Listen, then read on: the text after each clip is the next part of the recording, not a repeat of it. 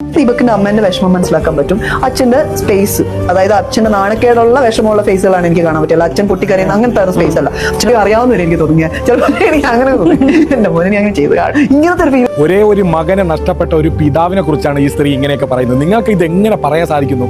സ്വന്തം മകൻ ഇപ്പോൾ ഈ ലോകത്തില്ല, ആ അച്ഛനെ കുറിച്ചിട്ട് പറയാൻ നിങ്ങൾക്കൊക്കെ എങ്ങനെ സാധിക്കുന്നു? നിങ്ങൾ ആരാണ് മാഡം? ആ ചാനൽ ചർച്ച വരുന്നതുവരെ നിങ്ങളെക്കുറിച്ച് ആർക്കും അറിയില്ല. പക്ഷെ നിങ്ങളുടെ ഉദ്ദേശം ഇപ്പോൾ നടക്കുകയാണ്. ഇതിപ്പോൾ രണ്ടാമത്തെ മൂന്നാമത്തെ ഇന്റർവ്യൂ ആണെന്ന് തോന്നുന്നു. നിങ്ങൾക്ക് സെൽഫായിട്ടൊരു അറ്റൻഷൻ ഉണ്ടാക്കാൻ മരണപ്പെട്ട ഒരു വ്യക്തിയുടെ കുടുംബക്കാരെയോ അങ്ങേരെയോ പറഞ്ഞിട്ടല്ല അത് ചെയ്യേണ്ടത്. ശരിക്കും പറഞ്ഞാൽ വളരെ വേദനാജനകമായിട്ടുള്ള വിഷയം എന്ന് പറഞ്ഞാൽ ഇത്തരത്തിലുള്ള ആളുകളെ വിളിച്ചിരുത്തി ഇന്റർവ്യൂ ചെയ്യുന്ന നിങ്ങളെപ്പോലുള്ള ഓൺലൈൻ മാധ്യമങ്ങളോട് പുച്ഛം തോന്നുകയാണ് നിങ്ങളോട്. നാട്ടിലെ മാധ്യമങ്ങൾ എന്ന് പറയുന്നത് നാട്ടിൽ നടക്കുന്ന വാർത്തകളൊക്കെ കൃത്യമായി ജനങ്ങളിൽ എത്തിക്കാനാണ്. നമ്മളെപ്പോലുള്ള ഓരോ ആളുകൾ വീഡിയോ ചെയ്യുന്നത് മാധ്യമങ്ങൾ നൽകുന്ന വാർത്തയുടെ അടിസ്ഥാനത്തിലാണ്. ദീപക്കിന്റെ വിഷയത്തിൽ അതിലെ പ്രതിയാക്കപ്പെട്ട സ്ത്രീക്ക് കോടതി വരെ ജാമ്യം നിശ്ചയിച്ചിട്ടുണ്ട്. ഈ വിഷയത്തിൽ കൂടുതൽ സംസാരിക്കാനോ കൂടുതൽ വീഡിയോ ചെയ്യാനോ താല്പര്യമില്ലാതിരുന്നതാണ്. പക്ഷെ നിങ്ങളെ ആ കളിയാക്കിക്കൊണ്ടുള്ള പുച്ഛിച്ചുകൊണ്ടുള്ള ആ വർത്തമാനം ഉണ്ടല്ലോ, അത് മനസ്സിനെ വല്ലാതെ വേദനിപ്പിച്ചു. അതുകൊണ്ട് മാത്രമാണ് ഈ ഒരു വീഡിയോ കൂടെ ചെയ്യുന്നത്.